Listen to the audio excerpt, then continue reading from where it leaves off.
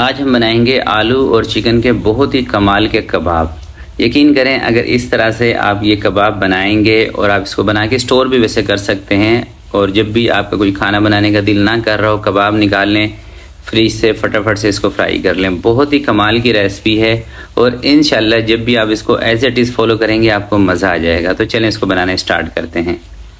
बिस्मिल्लाहिर्रहमानिर्रहीम। सबसे पहले आपने 250 ग्राम यानी कि 1 पाव चिकन का बोनलेस ले लेना है। सीने का ले लें, थाई का ले लें, कोई सा भी ले लें।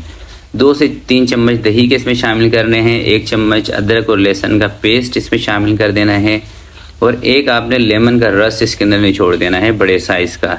अगर छोटे नींबू हैं तो 2 नींबू का रस आपने इसके अंदर निचोड़ देना है। कुटी हुई लाल मिर्चें आपने इसके अंदर 1.5 चम्मच शामिल करना है। परेशान नहीं होना कि मिर्चें ज़्यादा हो जाएंगी, मिर्चें बराबर रहेंगी। नमक शामिल कर देना है आपने इसके अंदर आधा चम्मच। ज़ीरा पाउडर आपने आधा चम्मच शामिल कर देना है। अगर भुना कुटा ज़ीरा हो तो और ज़्यादा बेस्ट है। धनिया कुटा हुआ आधा चम्मच शामिल करना है। हल्दी का पाउडर आधे चम्मच से थोड़ा सा कम आपने शामिल करना है। और HP सॉस आपने इसके अंदर 2 से 3 चम्मच शामिल कर देने हैं।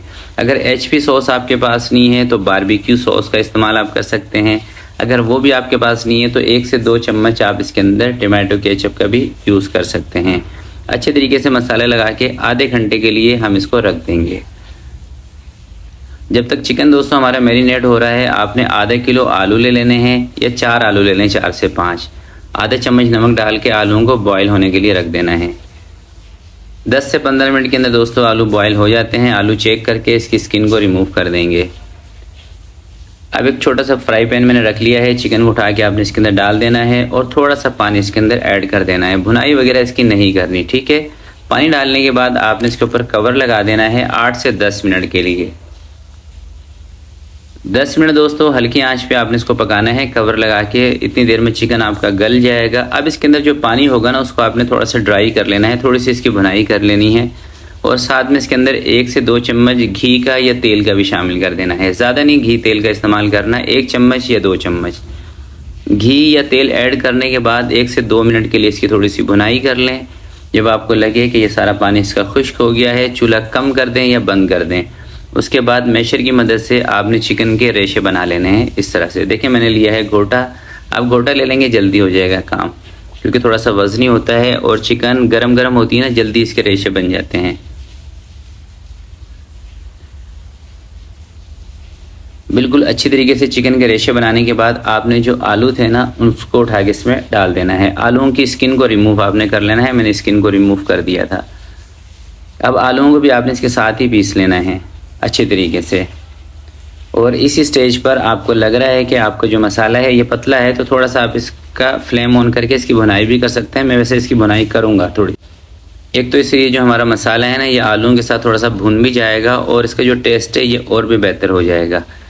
तो आलू मैश करने के बाद फ्लेम को मैंने ऑन कर लिया है। 2 से 3 मिनट के लिए हम इसको और पका लेते हैं, ताकि थोड़ा सा पानी वगैरह होगा वो भी इसमें से ड्राई हो जाएगा और आलूओं के अंदर जो मसाले का जो फ्लेवर था ना, चिकन का और मसाले का, बेहतरीन तरीके से आ जाएगा। 2 से 3 मिनट इसकी और भुनाई करने के बाद इसको किसी भी बड़े बर्तन में आपने शिफ्ट कर देना है और इसको ठंडा करने का इंतज़ार करना है। और अगर दोस्तों आप इसके अंदर कोई चीज़ वगैरह का इस्तेमाल करना चाहते हैं, मोज़रेला या चेडर चीज़ का इस्तेमाल, तो वो भी आप कर सकते हैं। जब दोस्तों ये मसाला ठंडा हो जाएगा, अब आपने इसके अंदर थोड़े से ब्रेड क्रम्स ऐड कर देने। अच्छा, ब्रेड क्रम्स ना इसके अंदर ऑप्शनल है, आप चाहें तो स्किप भी कर सकते हैं, कोई मसला नहीं है। बिना ब्रेड क्रम्स के भी ये कबाब आपके बेहतरीन बनेंगे। और अगर आप चाहें तो इसके अंदर धनिया, पुदीना बारीक बारीक कटिंग करके वो भी शामिल कर सकते हैं। मैं नहीं कर रहा हूँ, इनको सिंपल बना रहा हूँ बिल्कुल। अच्छे तरीके से मिक्सिंग करने के बाद आपने इसको कबाब की शेप दे देनी है और साइज़ थोड़ा सा छोटा रखना है। बहुत ज़्यादा भारी कबाब नहीं बनाने, स्टैंडर्ड साइज़ के हम बनाएंगे। अगर आपके पास कबाब बनाने की कोई डाई हो, सांचा हो, उसमें भी आप बना सकते हैं या वैसे ही मैनुअली भी आप बना सकते हैं।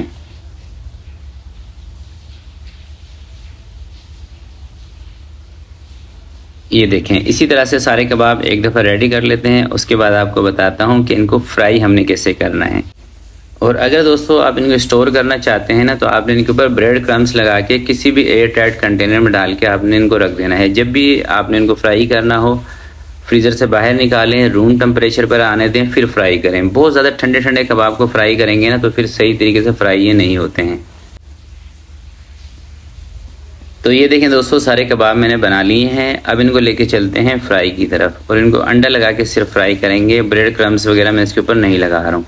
2 मैंने अंडे तोड़ लिए हैं, इसको अच्छी तरीके से फेंट लिया है। 2 अंडों में से भी अंडे बच ही जाएंगे। और इसको ना बहुत ज़्यादा ऑयल के अंदर आपने नहीं फ्राई करना है। किसी भी फ्राई पैन में थोड़ा सा ऑयल ऐड कर लें या घी डाल लें, जिसमें भी आपको फ्राई करना हो।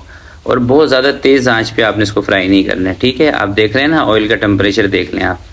सारे कबाब एक दफ़ा जब मैं डाल दूंगा तो नीचे से चूल्हा थोड़ा सा तेज़ कर दूंगा, क्योंकि इतने ज़्यादा कबाब जब हम फ्राई करते हैं ना और ऑयल ज़्यादा गर्म होगा, तो जब तक आप सारे कबाब फ्राई पैन के अंदर डालेंगे तब तक क्या होगा कि जो शुरू में कबाब आपने डाले थे ना, उनका कलर तेज़ हो जाएगा। तो जब भी आपको ज़्यादा क्वांटिटी में कोई भी चीज़ फ्राई करनी हो तो ऑयल का टेम्परेचर थोड़ा सा हल्का रखें, ताकि जब तक आप सारे कबाब अंडे लगा लगा के डालेंगे तो तब तक जो शुरू वाले कबाब थे ना वो जलेंगे नहीं।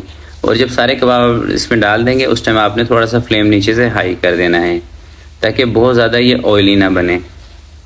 फ्राई आपने थोड़े से हाई फ्लेम पे ही करना है, ठीक है। शुरू में फ्लेम थोड़ा सा कम रखना है। सारे कबाब जब डाल देंगे उस टाइम फ्लेम को थोड़ा सा तेज़ कर देना है, जैसे कि मैंने कर दिया। आप देख रहे हैं ना, आप बबल्स इसके अंदर उठते हुए आपको नज़र आ रहे हैं। और ये फ्राई जल्दी हो जाते हैं, कोई बहुत ज़्यादा टाइम इसको नहीं लगता। 3 से 4 मिनट लगेंगे, कबाब आपके फ्राई हो जाएंगे। यानी कि 2 से 3 मिनट एक साइड पे आप फ्राई कर लें, 1 से 2 मिनट, और 1 से 2 मिनट दूसरी साइड से फ्राई कर लें। जब अच्छा सा कलर आ जाए, ऊपर से थोड़े से क्रिस्पी हो जाएं, तो आप इनको बाहर निकाल लें। और आप इनकी खूबसूरती चेक करें। यकीन करें, जितने ये देखने में आपको खूबसूरत लग रहे हैं ना, जब आप इनको बनाएंगे खाने में भी आपको बहुत मज़ा करेंगे। और आप इन कबाब को बच्चों को लंच बॉक्स में भी दे सकते हैं, शाम की चाय के साथ आप इसको रख सकते हैं। बहुत ही कमाल की रेसिपी है। तो कबाब सारे मैंने फ्राई कर लिए हैं। अब दोस्तों बारी है कि एक कबाब मैं आपको तोड़ के दिखाऊं। तो सबसे पहले आप इनका लुक चेक कर लें। बिस्मिल्लाहिर्रहमानिर्रहीम। और ये देखें,